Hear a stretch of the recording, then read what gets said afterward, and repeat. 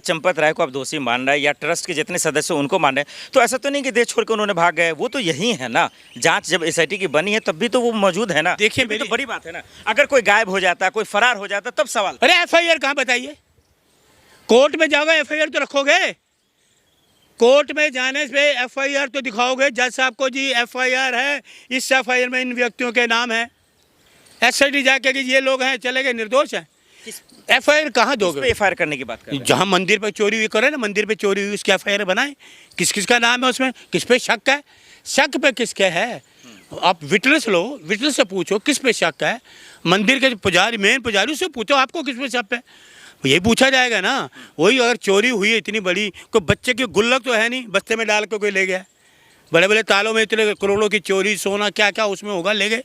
तो कैसे ले गए, कौन ले गया, कहाँ ले गए? मंदिर को लूटने वाले कौन है? कभी आप बीजेपी कहते हैं, कभी आरएसएस कहते हैं, कभी ट्रस्ट के लोग कहते हैं। ये भी तो एक गुमराही करना हुआ ना। अरे ये राम को लूट रहे हैं, अब ये राम को लूटने वाले लोग हैं। उनकी आस्था, लोगों की आस्था से खिलवाड़ करने वाले लोग हैं। लोगों की आस्था, भावनाओं के पैसों की लूट करी, ये तो भगवान राम को भी लूट रहे हैं। राम को ये बीजेपी लूटती है, आरएसएस लूटती, तो ये बजरंग दल वाले छोड़ेंगे क्या? वो पूछो ना, कहाँ है वो सनातनी? आपकी सही बात की, कहाँ है वो राम पूछने वाले? कहाँ है? मंदिर क्यों नहीं घेरते है? जाए बजरंग, कहाँ है महात्मा जी बताइए? अरे चंपा जी पैसा कहाँ है? जाए वो, कहाँ है सनातनी? घेर लेना मंदिर को, क्यों नहीं घेरते मंदिर को? हम चोरों को बाहर नहीं जाने देंगे, घेरे मंदिर को जाके। कि चोरी, इतनी बड़ी चोरी हुई है, घेरे जाके। सांप सूंघ गया, खामोश हो गए, क्यों तूती खामोश हो गई?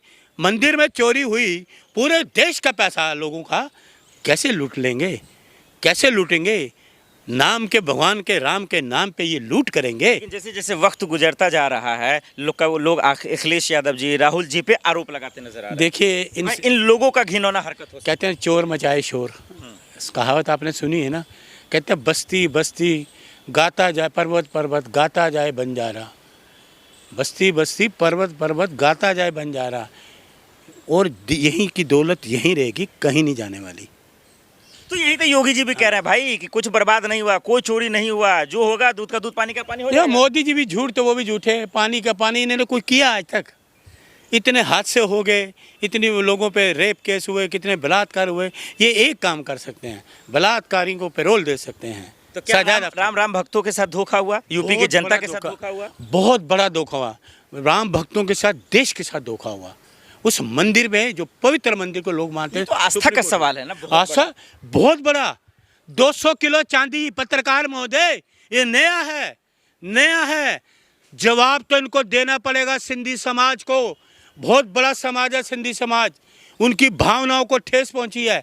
जिन्होंने अपने हाथों से जाके 200 किलो चांदी दी, भगवान के मंदिर में चांदी दी, इनका रसीद का ना देना शक के दायरे में आता है। वो कहाँ है 200 किलो चांदी? आज पूरा देश पूछ रहा है, पूरा वो सिंधी समाज पूछ रहा है। जवाब दीजिए, आपके सामने। वो झूठ तो बोलेगा नहीं।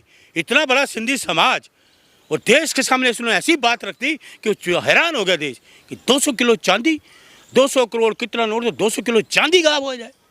वो ईंटें कहाँ हैं? कहीं तो पड़ी होंगी, 2, 4, 5, कहीं तो अगर पिघला दी हैं, कितनी पिघलाई, कैसे पिघलाई, कहाँ है बताओ ना। तो उम्मीद करें या उम्मीद छोड़ दें कि गिरफ्तारियां होंगी, एफआईआर दर्ज होगा, दूध का दूध, पानी का पानी होगा, जो मेन आरोपी है वो पकड़े जाएंगे? अब काटोगे नहीं 2 बार। देखिए मेरे दिल की भावना मैं करूँगा।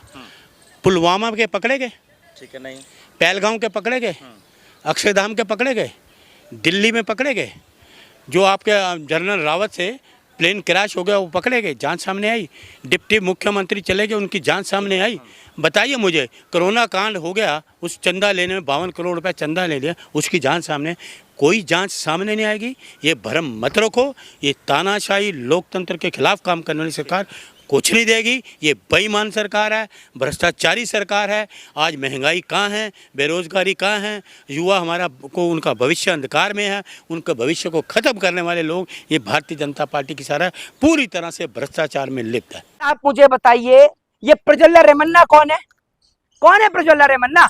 आप कह रहे हैं ना माफियाओं को मिट्टी में मिला दिया। भाई साहब, माफिया इनकी पार्टी में है। भाई धनंजय सिंह कौन है? आप मुझे बताइए ना। राजा भैया कौन है? ये लोग दूध के धुले हैं, इनके ऊपर कोई आपराधिक मुकदमे नहीं चल रहे। कौन है अनंत सिंह? बताइए ना आप मुझे। अरे आप खुलेआम बिहार के अंदर एक व्यक्ति को गोली मार दी जा रही है, खुलेआम पुलिस एक व्यक्ति को गोली मार रही है वहां पर। तो आप भी तो गलत कर रहा था सर। है? भरत मैं आपसे ये कह रहा हूं, आप मुझे ये बताइए, जिन आप उत्तर प्रदेश की बात करते हैं तो उत्तर प्रदेश रेप और बलात्कार के मामले पे पहले नंबर पर आता है, दूसरे नंबर पर राजस्थान आता है। और आप कह रहे हैं कि अपराध मुक्त भारत हो गया है, अपराधी जो है वो थर थर कांप रहे हैं। कौन सा अपराधी कांप रहा है और कहां कौन से अपराधियों को आपने सजा दिया? हम तो ये कहना चाहेंगे कि राम मंदिर में जिसने भी चंदा चोरी किया, सब चंदा चोरों को देश के बीच चौराहे पर फांसी की सजा होनी चाहिए और ये एक्सपोज होना चाहिए। जो सरकार राम मंदिर के चंदा चोरों को नहीं पकड़ पा रही, वो सरकार इस देश के अंदर जो वोट चोरी करते होंगे उनको कहां से पकड़ लेगी? अभी आपने कहा सर 15 दिन दे दीजिए, अभी हुआ नहीं है ना भाई साहब, 15 दिन मैंने पुलवामा की घटना अपनी आंखों से जो है हमने उसकी खबरें सुनी थी, समझ गए आप? वो आज तक उसकी जांच निकलकर सामने नहीं आई जो आप बोल रहे हैं। और 15 दिन, उसको कितना टाइम हो गया ये आपको भी अच्छी तरीके से पता है, उसको कई साल हो गए। जो राम को लाए वो दाग लगने देंगे? देखिए, मैं आपसे कह रहा हूँ वो गाने वाला कहाँ गए? हाँ, उनको तो पूरा देश ढूंढ रहा है, जो कह रहे थे जो राम को लाए हैं हम उनको लाएंगे।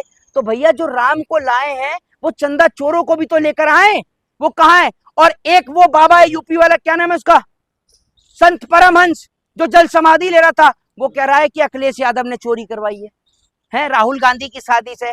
अबे तुम कोई गांजा फांजा फूकते हो हैं? नहीं, तुम कोई नशा वशा करते हो क्या?